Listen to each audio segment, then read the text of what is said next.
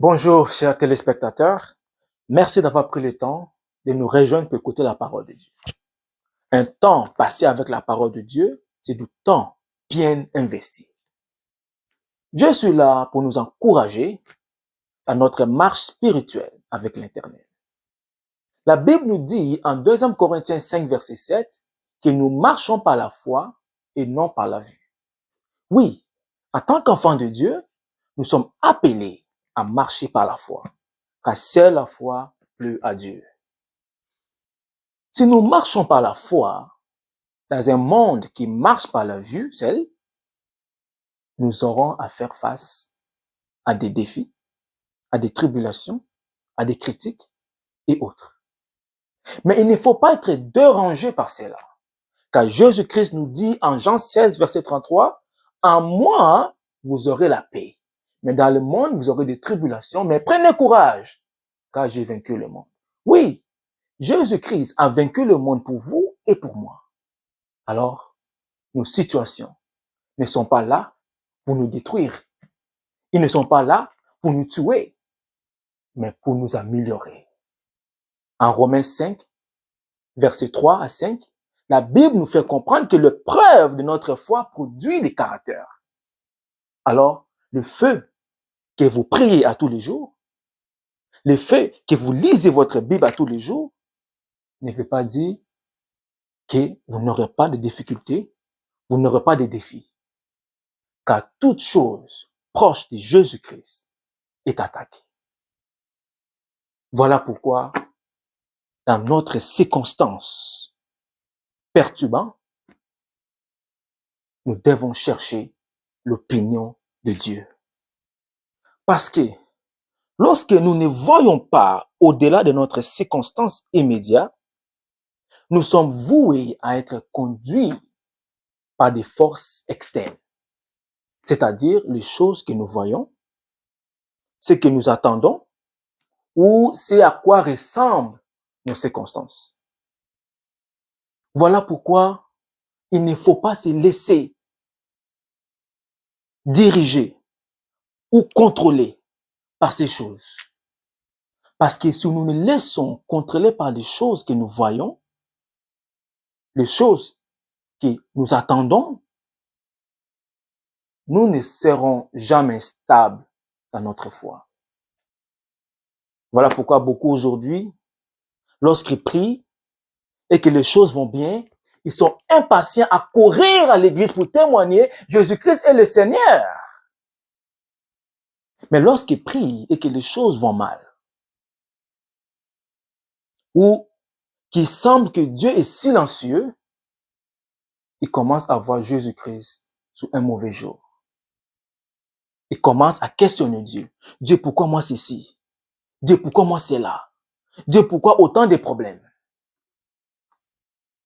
Mais lorsque toutes les choses allaient bien, ils n'ont jamais demandé à Dieu, Dieu, pourquoi moi? Pourquoi suis-je autant béni? Dieu, pourquoi je suis en bonne santé? Il n'est jamais convenable de baser notre foi sur nos améliorations après la prière. Parce que si Dieu dit ce n'est pas encore le moment pour les choses pour lesquelles vous priez, peu importe combien vous priez, peu importe combien vous jeûnez, vous perdez tout simplement votre temps. Car Dieu va s'occuper de cette situation-là en son temps, selon sa volonté. Alors, au milieu de nos moments difficiles, il faut faire confiance à Dieu. Car Dieu a un plan pour nous tous. Rappelez-vous, en Jérémie 29, verset 11, il dit, car je connais les projets que j'ai formés sur vous, projets de paix et non de malheur, afin de vous donner un avenir et de l'espérance. Oui, Dieu a un plan pour nous et il sera là pour nous soutenir jusqu'à la fin. En Matthieu 28, verset 20, Jésus-Christ nous dit, jusqu'à la fin de la terre, je serai avec vous. Alors, Dieu est avec nous. Emmanuel. Si Dieu est avec vous, Toutes les montagnes seront aplanies à cause de vous. Les collines seront abaissées à cause de vous. Et si vous rentrez dans les fournaises ardentes, vous ne serez pas brûlés. Emmanuel, Dieu est avec nous. Prenons le cas de Shadrach, Meshach et Abednego. Ils n'ont pas laissé la peur de la fournaise ardente changer leur confession envers Dieu. Daniel n'a pas laissé la peur d'être dévoré par des lions changer sa confession envers Dieu. Ceci est une leçon précieuse pour tous les chrétiens du monde entier. En tant que chrétien, peu importe votre situation, il ne faut pas laisser votre situation changer votre confession envers Dieu. Il ne faut pas laisser votre situation dicter votre direction. Car dans toute situation, Jésus-Christ a quelque chose à dire. La question est, qu'est-ce que Dieu a à dire dans ma situation? Votre situation pourrait être pour vous arrêter pendant un moment afin de vous rappeler à l'ordre parce que vous vous éloignez trop de sa présence. Votre situation pourrait être pour vous réformer. Elle pourrait servir pour vous préparer pour un nouveau niveau dans votre vie. Votre situation pourrait être pour vous préparer pour les grands défis à venir. Prenons le cas de David. Lorsque David a été appelé pour défendre sa cause, il a tout simplement témoigné de la bonté de Dieu dans sa vie. Lorsqu'il était berger, il a dû combattre des lions, des loups, des ours pour protéger les moutons de son père. Mais si à chaque fois que David faisait face à un loup ou un ours, peu importe, mais qu'il prie, Dieu, fait disparaître ces ours-là, David n'allait jamais être suffisamment prêt pour combattre Goliath. Votre situation pourrait être pour vous préparer pour les grands défis à venir. Alors, lorsque vous êtes face de votre montagne, vous priez, mais le montagne ne bouge pas.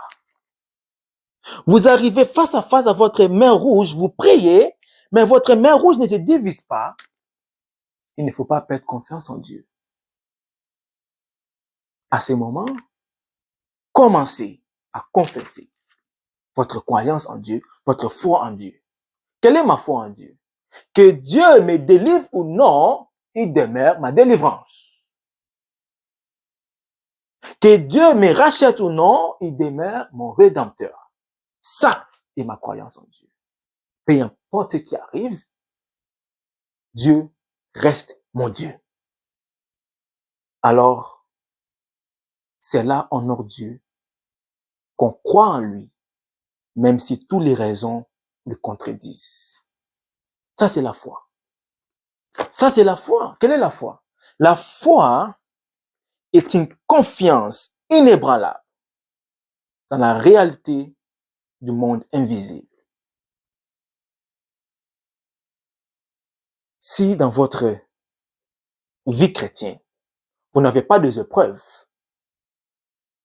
et vous continuez à croire en Dieu, alors comment vous savez que vous avez une confiance inébranlable en Dieu? Si vous n'avez jamais traversé des épreuves, votre relation avec Dieu est douteuse, car toute chose proche de lui, reçoivent des attaques. Alors, comment pouvez-vous dire que vous avez une confiance inébranlable en Dieu si cette confiance n'a jamais été secouée? Comment pouvez-vous dire que vous êtes fidèle à Dieu si votre fidélité n'a jamais été testée? comment pouvez-vous affirmer que vous aimez Dieu si votre amour pour lui n'a jamais été testé? Les épreuves, ce sont la terre dans laquelle la foi fleurit. Alors, au milieu de vos circonstances perturbantes, il faut faire confiance en Dieu. Peu importe ce que vous traversez, Dieu est là, il est avec vous. Et la réponse à vos prières sont en train d'être travaillées lentement, mais sûrement. Si vous observez un lion ou un tigre en train de chasser sa proie, il est fait d'une manière lentement, d'une manière lente. Alors, le mouvement lent du tigre n'est pas une erreur, mais une précision bien calculée. Alors, faire confiance en Dieu. La réponse à vos prières sont en chemin. Lentement, mais sûrement. Alors, il ne faut pas laisser nos circonstances, nos situations difficiles ébranler notre foi en Jésus-Christ. Car nos situations pourraient être pour nous préparer pour des services extraordinaires. Prenons le cas de Joseph. Joseph a eu un rêve. Et il devait partager ce rêve-là avec ses frères. Il fallait que ses frères les haïssent et le jettent dans un puits, ensuite le vendent comme un esclave en Égypte, avant qu'il puisse enfin s'asseoir sur le trône.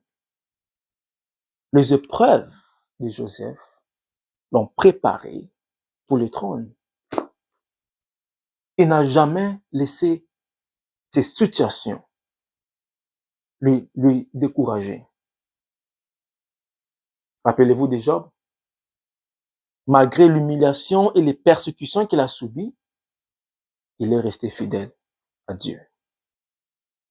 Alors, si quelqu'un creuse un puits pour vous et vous vous retrouvez à l'intérieur de ces puits, il ne faut pas perdre confiance en Dieu. Dieu qui l'a permis, c'est très bien ce qu'il fait. Tout comme Dieu a permis aux frères de Joseph de le jeter dans un puits, Dieu il sait, de sorte qu'en présence de vos ennemis, Dieu va vous relever. Alors, votre situation ne sont pas là pour vous détruire, mais pour vous améliorer. Ils sont pas là pour vous tuer, mais pour vous préparer pour des services extraordinaires. J'espère que ce court message vous a encouragé de rester fidèle à Dieu. Je vous laisse dans la présence de Dieu et je prie de vous retrouver à nouveau dans sa présence. Amen.